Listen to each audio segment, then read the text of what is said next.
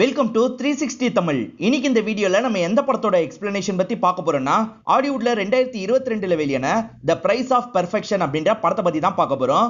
இது ஒரு பக்காவான கிரைம் த்ரில்லர் படம்னு சொல்லலாம். ஸ்டார்டிங்ல இருந்து எண்டிங் வரைக்கும் ரொம்ப பரபரப்பா கொண்டு போயிருப்பாங்க. கண்டிப்பா இந்த படம் உங்க எல்லாருக்குமே பிடிக்கும் நம்புறேன். இந்த படத்தோட எக்ஸ்பிளனேஷனுக்குள்ள போறதுக்கு முன்னாடி இந்த வீடியோக்கு ஒரு லைக்க போடுங்க. அது மூலியமா இந்த வீடியோ இன்னும் நிறைய பேர்கிட்ட கொண்டு போய் சேர்க்கப்படும். இப்ப டைம் வேஸ்ட் பண்ணாம நம்ம நேரடியா படத்தோட ஃபுல் எக்ஸ்பிளனேஷனுக்குள்ள போயிடலாம்.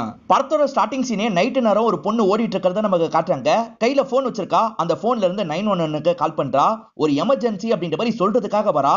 அதுக்குள்ள பின்னாடி ஒரு கார் வேகமா வந்து அந்த பொண்ணை அடிச்சு தூக்கிடுது. அந்த பொண்ணு யாரு, கார்ல வந்தவங்க யாருன்னு நமக்கு காட்டல. இப்பதான் படத்தை ஸ்டார்டிங்ல இருந்து நமக்கு காட்ட ஆரம்பிக்கிறாங்க.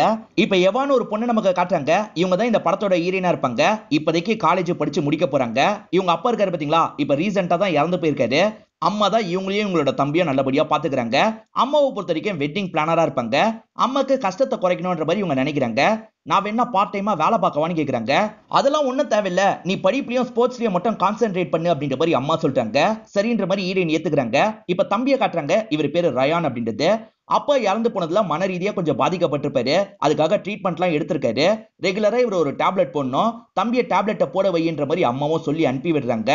இப்ப காலேஜ் கிட்ட வரும்போது ஹீரோயின் இருக்காங்கல்ல, அந்த டேப்லெட் எனக்கு தெரியான்னு கேக்குறாங்க. தம்பியை பொறுத்த வரைக்கும் அது மருந்து மாதிரி, ஆனா மத்தவங்க அதை போட்டா கொஞ்சம் போதை கிடைக்கும், அதனால தான் இவங்க அதை கேக்குறாங்க. எனக்கு எக்ஸாம்லாம் வருது, அதனால தான் கேக்குறேன், அது இருந்தா தான் ஃபோக்கஸா இருக்க முடியுது அப்படின்ற மாதிரி சொல்லிட்டாங்க. இதனால தம்பி இருக்காரு பாத்தீங்களா, அந்த டப்பாவே எடுத்து இவங்க கிட்ட தந்துடுறாரு. இவங்களும் டேப்லெட் எல்லாம் எடுத்துக்கிறாங்க. இப்ப நிறைய பொண்ணுங்க சேர்ந்த மாதிரி ரன்னிங் பிராக்டிஸ் எல்லாம் எடுத்துட்டு இருக்காங்க. ஹீரோயின் மத்த பொண்ணுங்களை தாண்டி முன்னாடி வந்துடுறாங்க. இதனால கோச்சுக்கும் ஹீரோயினை ரொம்ப பிடிச்சிருக்கு. டோர்னமெண்ட்ல நீ தான் கலந்துக்க போற அப்படின்ற மாதிரிலாம் சொல்லிட்டு இருக்காங்க. ஈரனுக்கும் இதை கேட்கும் போது சந்தோஷமா இருக்கு. ஆனா மேடிசன் ஒரு பொண்ணுக்கு இதெல்லாம் சுத்தமா பிடிக்க மாட்டேங்குது. அது ஏன் அவ மட்டும், நானும் நல்லா தானே ஓடுறேன் அப்படின்ற மாதிரிலாம் மேடிசன் கேக்குறாங்க. இல்ல இது பத்தாது அப்படின்ற மாதிரி கோச்சு சொல்லிட்டாங்க. கோச் தான் மேடிசனோட அம்மாவா இருப்பாங்க. அம்மாவா இருந்தாலும் கரெக்டானவங்களை செலக்ட் பண்ணணும்னு நினைக்கிறாங்க. ஈரின் அம்மாவை பொறுத்த வரைக்கும் வெட்டிங் பிளானரா இருப்பாங்க. எத்தனை ஆஃபர் வந்தாலும் சரி சரி சரின்ற மாதிரி இவங்க புக் பண்ணிக்கிட்டே இருக்காங்க. ஏன்னா இவங்களுக்கு நிறைய காசு தேவையில்ல, அதனால இந்த மாதிரி பண்றாங்க. இப்படி புக் பண்றதுனால பசங்க கூட டைம் ஸ்பெண்ட் பண்ண முடியலன்னு ஃபீல் பண்றாங்க. ஈரனுக்கு கேசின்னு ஒரு ஃப்ரெண்ட் இருப்பா. அந்த கேசி கூட சேர்ந்த மாதிரி தான் இவங்களும் படிச்சுட்டுலாம் இருக்காங்க. மேடிசனை பொறுத்த வரைக்கும் பீட்டர்னு ஒரு பையன் கூட சேர்ந்து டான்ஸ் பிராக்டிஸ் எல்லாம் எடுத்துட்டு இருக்கா. இவங்க ரெண்டு பேருமே ஒரு காம்படிஷன்ல கலந்துக்க போறாங்க. மேடிசனுக்கு ஒரு பாய் ஃப்ரெண்ட் இருக்காரு. அவர் பேரு ஜேவியர் அப்படின்றது. அவர் தான் இவங்க ரெண்டு பேரும் வீடியோ எடுத்துட்டு இருக்காரு. ஆக்சுவலா மேடிசன் ஈரனுக்கு ஃப்ரெண்டாலாம் இருந்திருப்பாங்க. ஆனா இப்ப எங்களுக்குள்ள பெருசா பேச்சுவார்த்தைலாம் இல்லன்ற மாதிரி ஈரன் இருக்காங்கல்ல, பக்கத்துல இருக்க இவங்களோட ஃப்ரெண்டு கேசி கிட்ட சொல்லிட்டு இருக்காங்க. அதே மாதிரி மேடிசன் கூட ஒரு பையன் ஆடுறான்ல பீட்டர்னு, அந்த பீட்டரை ஈரனுக்கு லைட்டா பிடிக்கும். அவனையே கொஞ்ச நேரம் பார்த்துட்டு இருக்காங்க. இப்ப தனியா இருக்கும் போது ஈரனும் இன்னொன்று டேப்லெட் எடுக்கலான்ற மாதிரி எடுத்துட்டு இருக்காங்க. அப்பன்னு பார்த்தா அந்த வழியா மேடிசன் வரா. இதனால சட்டுன்னு இவங்க டேப்லெட்டா மறைச்சு வச்சிடுறாங்க. மேடிசன் கிட்ட என்ன விஷயம்னு கேக்குறாங்க.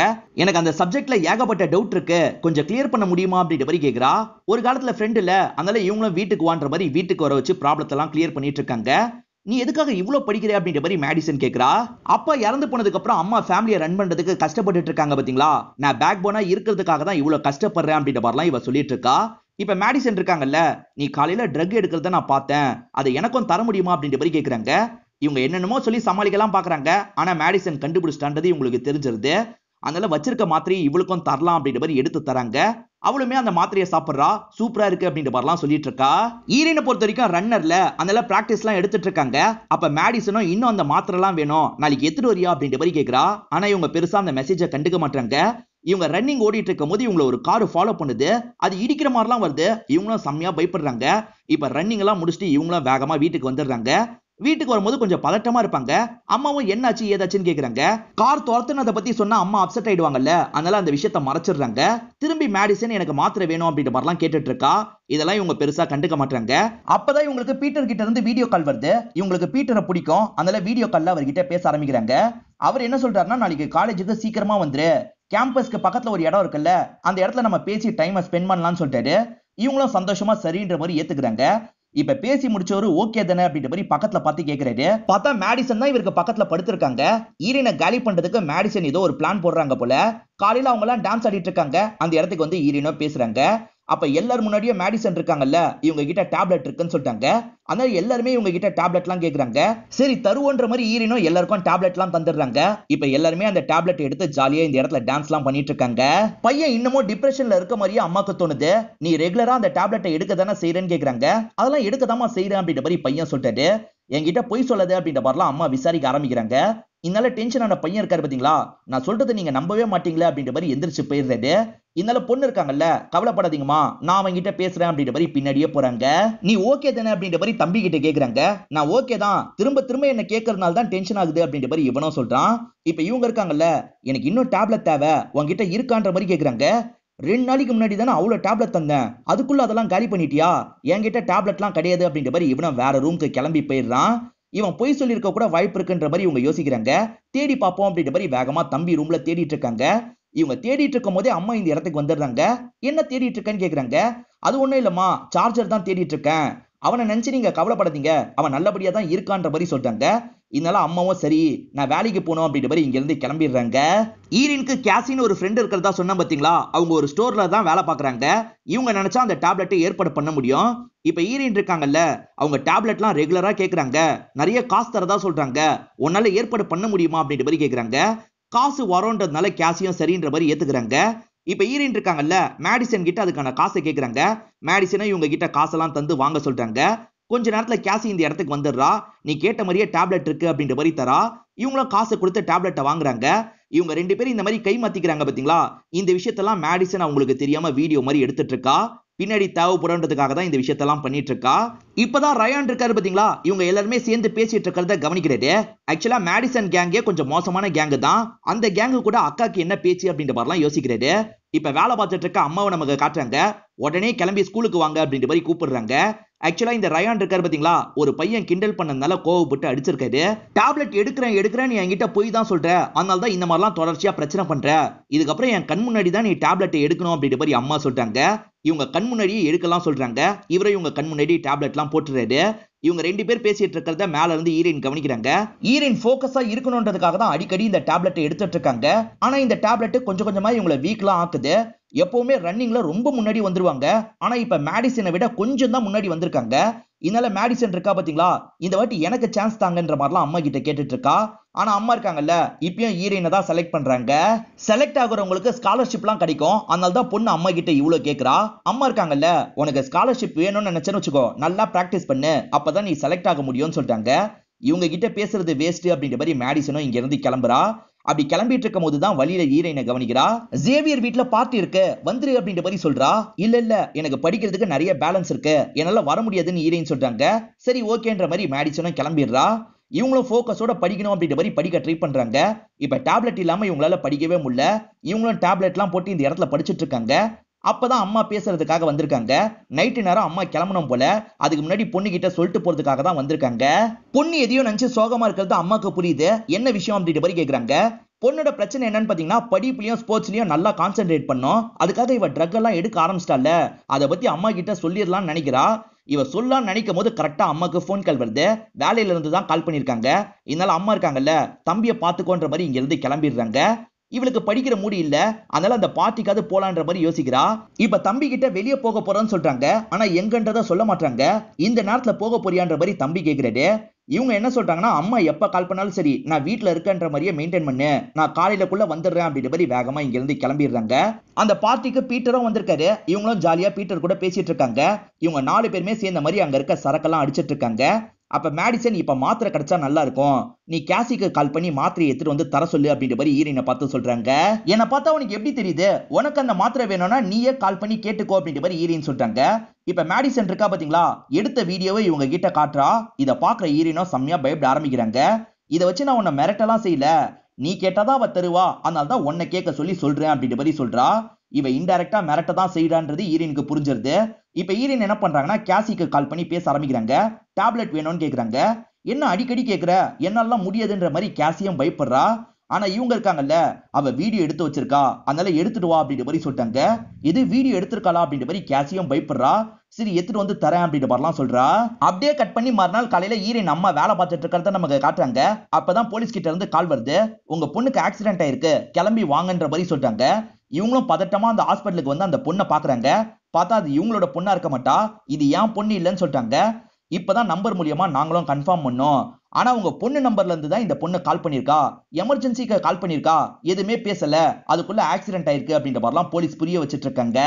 அது சரி, நைட்டு முழுக்க உங்க பொண்ணு எங்க இருந்தான்ற மாதிரி இந்த இன்ஸ்பெக்டர் கேக்குறாரு. நைட்டு முழுக்க வீட்டுல தான் இருந்திருப்பா, என் பையன் கிட்ட வேணா நான் பேசி பாக்குறேன் அப்படின்ற மாதிரி இவங்களும் இவங்க போன்ல இருந்து பையனுக்கு கால் பண்றாங்க. அக்கா வீட்டுல தானே இருக்கான்னு கேக்குறாங்க. ஆமான்ற மாதிரி அவர் சொல்றாரு. சரி போனை குடு அப்படின்ற மாதிரி சொல்றாங்க. அவ குளிச்சிட்டு இருக்காமா, வந்ததுக்கு அப்புறம் சொல்றேன்ற மாதிரி இவரும் காலை கட் பண்ணிடுறாரு.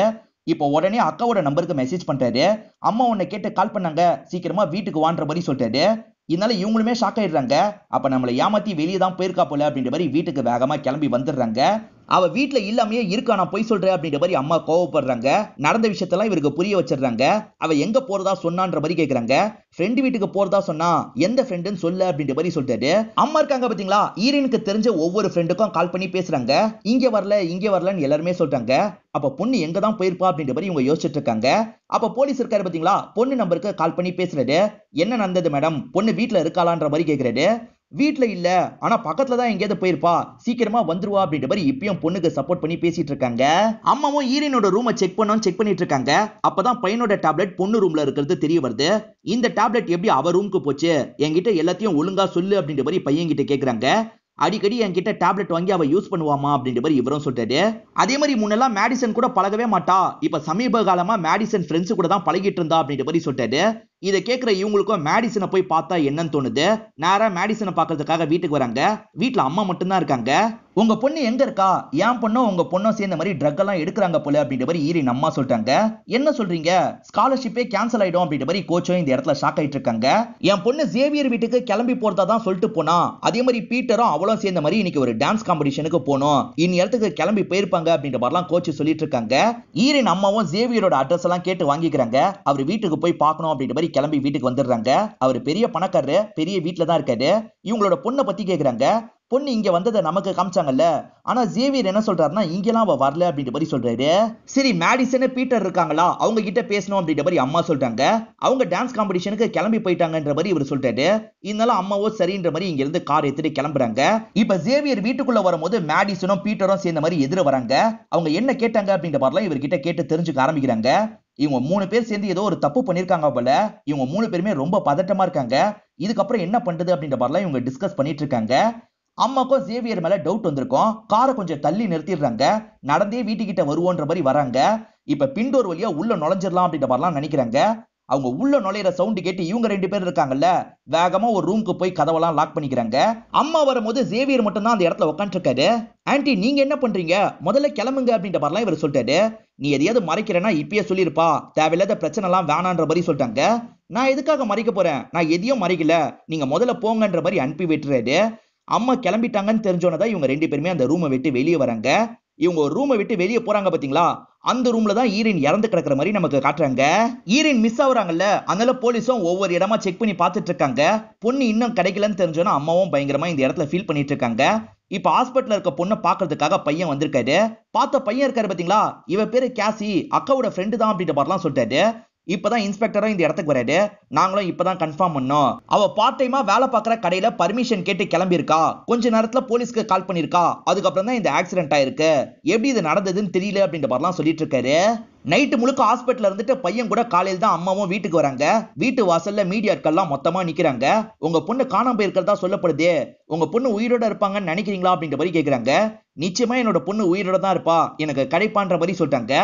இப்பதான் இறந்த மாதிரி இருந்த பொண்ணு திடீர்னு முழிக்கிறாங்க. வெளியே இருக்க 3 பேரே இவங்க இறந்து போனதா தான் நினைச்சிருப்பாங்க. ஆனா ஈரின் கண் முழிக்கிறாங்க, எப்படின்றது தெரியல. ஈரினும் தவண்டுகிட்டே வெளியே வர ட்ரை பண்றாங்க. இவங்க 3 பேர் இருக்காங்கல்ல, அம்மா பேட்டி கொடுத்ததெல்லாம் வீடியோல கவனிச்சிட்டு இருக்காங்க. இவளோட பாடியை எப்படி டிஸ்போஸ் பண்றது அப்படின்ற மாதிரி தான் இந்த இடத்துல இவங்க யோசிச்சுட்டு இருக்காங்க. இப்ப ஈரன் இருக்காங்கல்ல, கொஞ்சம் கொஞ்சமா தவண்டு வந்து இவங்க 3 பேருமே வெளியே பேசிட்டு இருக்கிறத கவனிக்கிறாங்க. இப்பதான் நைட்டு என்ன நடந்தது அப்படின்றத ஈரன் யோசிச்சு பாக்குற மாதிரி நமக்கு காட்டுறாங்க. நைட்டு நேரம் கேசி இருக்கா பாத்தீங்களா, இவங்க கிட்ட டேப்லெட் எல்லாம் தரதுக்காக வந்துடுறா. டேப்லெட் தந்து இவங்க கிட்ட காசெல்லாம் வாங்கிடுறா. எப்படியாவது வீடியோவை அலசிட்டு போனோம் அப்படின்ற மாதிரி கேசி யோசிக்கிறா. முதல்ல ட்ரக் எடுப்போம் அப்படின்ற மாதிரி இவங்க எல்லாருமே சேர்ந்த மாதிரி ட்ரக் எல்லாம் எடுத்துட்டு இருக்காங்க. ஈரன் கொஞ்சம் அதிகமாவே ட்ரக் எடுத்துருவாங்க. அதுக்கு காரணம் மேடிசனா தான் இருப்பா. இப்ப மேடிசனா தேவையில்லாம நிறைய பேசுறா. எல்லாத்துலயுமே நீ தான் கெத்து அப்படின்ற மாதிரிலாம் ஈரன் கிட்ட சொல்லிட்டு இருக்கா. இது நான் கெத்தா அப்படிலாம் ஒண்ணும் கிடையாது, படிப்புலயும் ஸ்போர்ட்ஸ்லயும் இது இல்லாம என்னால சுத்தமா கான்சென்ட்ரேட்டே பண்ண முடியல, என் அப்பா இறந்து போனோடனே டோட்டல் ஜீரோவா மாறிட்டேன், நான் உயிரோட இருக்கிறதே வேஸ்ட் அப்படின்ற மாதிரிலாம் போதையில இவ பேசிட்டு இருக்கா. அப்படி பேசிட்டு இருந்தவ போதையை குறைக்கிறதுக்காக ஸ்விம்மிங் பூல நோக்கி வரா, அதுல குதிச்சிடுறா. அவ தெளியறதுக்காக தான் இப்படி பண்றான்ற மாதிரி எல்லாருமே நார்மலா தான் பார்த்துட்டு இருக்காங்க. ஆனா ஒரு ஸ்டேஜுக்கு மேலேயே அவ தண்ணிக்குள்ள இருந்து வெளியே வர மாட்டா. இதெல்லாம் மத்தவங்களுக்கு எல்லாம் செம்மையா பயம் வந்துருது. என்ன ஏதுன்னு பாக்கணும்ன்ற மாதிரி வேகமா ஓடிட்டு இருக்காங்க. அப்ப கூட சரி மேடிசன் போகவே மாட்டா. இவ செத்தா நல்லதான் அப்படின்ற மாதிரிலாம் மேடிசன் கவனிச்சிட்டு இருக்கா. இப்ப வந்த ரெண்டு பசங்க இருக்காங்க பாத்தீங்களா, தண்ணிக்குள்ள இருந்து ஈரினை வெளியே எடுத்துடுறாங்க. பார்த்தா ஈரின் கிட்ட அசைவே இருக்க மாட்டேங்குது. என்னாச்சு ஏதாச்சு அப்படின்ற மாதிரிலாம் அமைக்க பார்த்துட்டு இருக்காங்க. இதெல்லாம் கேசியும் கவனிச்சிட்டு இருக்கா. கையில தான் ஈரின் போன் இருக்கு. 911க்கு கால் பண்ண போறேன்னு சொல்றா. அவங்க வாரத்துக்குள்ள ஈரின் இறந்து போயிட்டா இவங்க மேல பழி விழுந்துரும்ல, அதனால இங்க இருக்க மேடிசன் வேணான்னு சொல்றாங்க. ஆனா இவ பயந்த மாதிரி இங்க இருந்து ஓடிடுறா. இதனால அவளை விடக்கூடாது அப்படின்ற மாதிரி கார்ல இவங்க ஃபாலோ பண்ணிருப்பாங்க. மேடிசன் தான் அடிச்சு தூக்கி இருப்பாங்க. கேசி ஹாஸ்பிட்டல்ல இருக்கா, ஈரின் இறந்து போயிட்டா அப்படின்ற மாதிரி தான் இவங்க 3 பேருமே யோசிச்சுட்டு இருக்காங்க. இப்ப ஈரின் வீட்டை நமக்கு காட்டுறாங்க. தம்பி இருக்காரு பாத்தீங்களா, மத்தவங்களோட சோசியல் மீடியா அக்கௌண்ட் எல்லாம் செக் பண்றாரு. மேடிசன் நைட் ஒரு வீடியோ போட்டிருக்கா. சின்ன கிளிப்பிங்கா தான் இருக்கும். அந்த வீடியோவை பிளே பண்ணி பாக்குறாரு. பார்த்தா அந்த வீடியோல ஈரின் இல்ல, ஆனா ஈரின் வாய்ஸ் மட்டும் கேக்குது. கண்டிப்பா இது அக்காவோட வாய்ஸ் தான். அக்கா அந்த இடத்துக்கு போயிருக்கா அப்படின்ற மாதிரிலாம் அம்மா கிட்ட சொல்றாரு. ஈரின் அம்மா விசாரணை பண்ணாங்கல்ல, அதை பத்தி இன்ஸ்பெக்டர் கிட்ட சொல்லிருப்பாங்க. இன்ஸ்பெக்டரும் ஜேவியரை பாக்குறதுக்காக வீட்டுக்கு வந்துடுறாரு. நார்மலா சில கேள்வி எல்லாம் கேட்டுட்டு இருக்காரு. உள்ள வந்து செக் பண்ணிக்கலாமான்னு கேக்குறாரு. ஜேவியர் அதுக்கு அலோவ் பண்ண மாட்டாரு. ஜேவியரோட அப்பாவை பொறுத்த வரைக்கும் பெரிய பொறுப்புல இருக்கிறவரா இருப்பாரு. நீங்க வாரண்டி இல்லாம வீட்டுக்குள்ள எல்லாம் வர முடியாது அப்படின்ற மாதிரி சொல்றாரு. இதை மீறி இன்ஸ்பெக்டராலையும் எதுவுமே பண்ண முடியல. சரி கிளம்பலாம் அப்படின்ற மாதிரி இன்ஸ்பெக்டர் இந்த இடத்தை விட்டு கிளம்பிடுறாரு. மேடிசனும் பீட்டரும் சேர்ந்த மாதிரி என்ன பண்ணலாம் அப்படின்ற மாதிரி டிஸ்கஸ் பண்ணிட்டு இருக்காங்க. ஈரன் இருக்காங்க பாத்தீங்களா, அங்க இருக்க லேண்ட்லைன் போனை பாக்குறாங்க. எப்படியாவது எடுத்து அம்மாக்கு கால் பண்ணிடணும்னு யோசிக்கிறாங்க. இவங்களுக்கு தெரியாம தவண்டா அந்த இடத்துக்கு வந்துடுறாங்க. அவங்க பார்க்காத போது போன் எடுத்துடுறாங்க. இப்ப அம்மாக்கு கால் பண்றாங்க. யார்கிட்ட இருந்து கால் வருது அப்படின்ற மாதிரி அம்மாவும் போன் எடுக்கிறதுக்காக வராங்க. எடுத்தா எதிர் சைட்ல யாருமே பேச மாட்டாங்க. காரணம் மேடிசன் இருக்கா பாத்தீங்களா, இந்த இடத்துக்கு வந்து போனை புடிங்கிருவா. அப்ப நீ இன்னும் உயிரோட தான் இருக்கியா அப்படின்ற மாதிரி ஆச்சரியப்படுறா. இவங்களும் என்ன விட்டுரு விட்டுரு அப்படின்ற மாதிரி பயந்த மாதிரி போயிட்டு இருக்காங்க. ஜேவியர் வீட்ல இருந்து தான் கால் வந்திருக்கு அப்படின்றது அம்மாக்கு தெரிய வந்துருது. நான் ஜேவியர் வீட்டுக்கு போறேன்ற மாதிரி பையன் கிட்ட சொல்லிட்டு கிளம்பலாம்னு நினைக்கிறாங்க. அதுக்குள்ள இன்ஸ்பெக்டர் இந்த இடத்துக்கு வந்துடுறாரு. இப்ப ஜேவியர் வீட்ல இருந்து தான் வரேன், உங்க பொண்ணு அங்கெல்லாம் இல்ல, உங்க பொண்ணு ரூமை நான் செக் பண்ணும் அப்படின்ற மாதிரி சொல்லிட்டாரு. செக் பண்ணிக்கோங்கன்ற மாதிரி இவங்க சொல்றாங்க.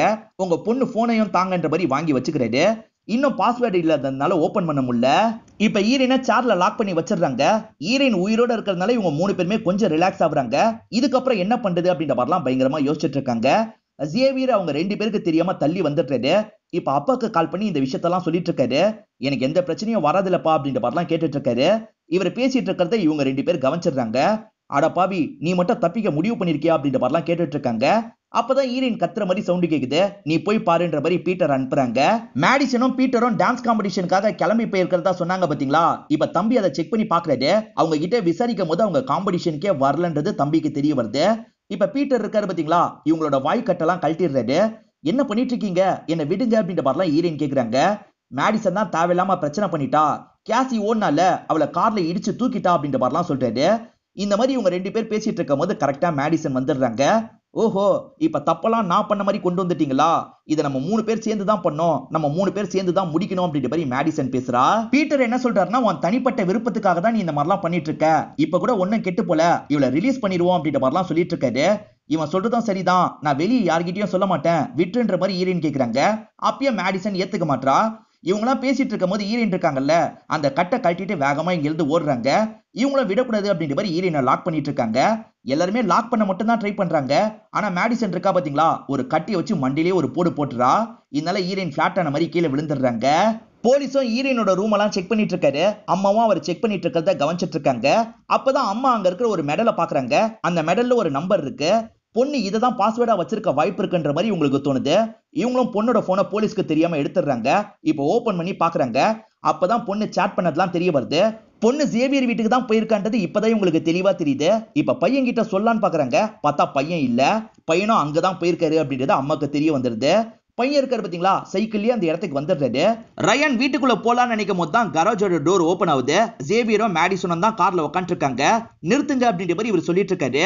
ஆனா மேடிசன் இருக்காங்கல்ல, இவரையும் அடிச்சு தூக்கிட்டு போனோம் அப்படின்ற மாதிரி அடிக்கிற மாதிரி வராங்க.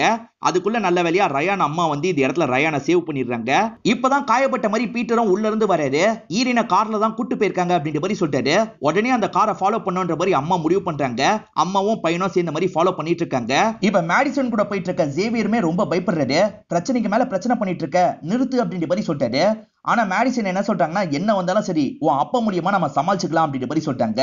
ரொம்ப டிஸ்டன்ஸ்ல வராங்கல்ல, இப்போ ஒரு லேக்கு கிட்ட காரை நிறுத்திடுறாங்க. லேக்ல பாடியை போட்டு போயிடலாம் அப்படின்ற மாதிரி மேடிசன் சொல்றா. இவர் வேணாம்னு சொல்லிட்டாரு. ஆனா வற்புறுத்தி இந்த விஷயத்த பண்ண வைக்கிறா. இப்ப ரெண்டு பேருமே லேக்ல தூக்கி போறதுக்காக வந்துட்டு இருக்காங்க. அதுக்குள்ள அம்மா இந்த இடத்துக்கு வந்துடுறாங்க.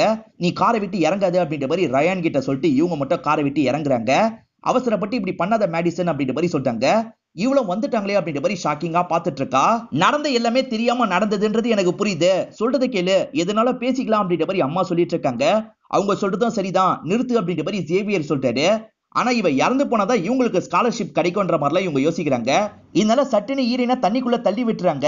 இதனால கோவப்பட்ட ஜேவியர் இருக்காரு பாத்தீங்களா, இந்த இடத்துல இவங்களை லாக் பண்ணிடுறாரு. இதுதான் கேப்ன்ற மாதிரி அம்மாவும் பையனும் தண்ணிக்குள்ள குதிச்சிடுறாங்க. இப்ப உள்ள இருக்க ஈரனை கஷ்டப்பட்டு காப்பாத்திடுறாங்க. கொஞ்ச நேரம் ஈரன் அசைவு இல்லாம இருக்காங்க. அதுக்கப்புறம் ஈரன் அசைய ஆரம்பிச்சிடுறாங்க. ஈரன் உயிரோட தான் இருக்காங்கன்னு தெரிஞ்சோன்னா சந்தோஷப்படுறாங்க. இப்ப போலீஸும் இந்த இடத்துக்கு வந்து இவங்க ரெண்டு பேரை லாக் பண்ணிடுறாங்க. இவங்க மூணு பேருமே பண்ண தப்புக்கான தண்டனை அவங்களுக்கு கிடைக்கும். அப்படியே 6 வாரம் கழிச்சு நடக்கிறத நமக்கு காட்டுறாங்க. கேசி இருக்கா பாத்தீங்களா, இப்ப நடக்கிற லெவலுக்கு தேடி வீட்டுக்கு வந்துடுறா. கேசிக்கான ஃபங்க்ஷனுக்கான ஏற்பாடு தான் இந்த இடத்துல நடந்துட்டு இருக்கு. அம்மாவோட வேலையை பார்ட் டைமா பொண்ணு பண்ணுன்ற மாதிரி முடிவு பண்ணிருக்கா. ஃபர்ஸ்ட் பார்ட்டி இதுக்காக பண்ணலாம் அப்படின்றதுக்காக தான் ஏற்பாடுலாம் பண்ணிருக்கா. இதை பாக்குற கேசியும் பயங்கரமா சந்தோஷப்படுறாங்க. இவங்க எல்லாருமே சேர்ந்த மாதிரி இந்த ஃபங்க்ஷனை செலிப்ரேட் பண்ணிட்டு இருக்காங்க. இதோடய ஹாப்பியா நமக்கு இந்த படத்தை முடிச்சிடுறாங்க. அவங்க 3 பேருக்கு எக்ஸாக்டா என்ன தண்டனை தந்தாங்க அப்படின்றதெல்லாம் நமக்கு காட்ட மாட்டாங்க. இந்த படம் உங்க எல்லாருக்குமே பிடிச்சிருக்கும் நம்புறேன். இந்த வீடியோ உங்களுக்கு பிடிச்சிருந்ததுன்னா லைக் பண்ணுங்க, கமெண்ட் பண்ணுங்க, மறக்காம 360 தமிழ் சேனலை சப்ஸ்கிரைப் பண்ணுங்க. தொடர்ச்சியா இந்த மாதிரி வீடியோக்கள் வந்துகிட்டே தான் இருக்கும்.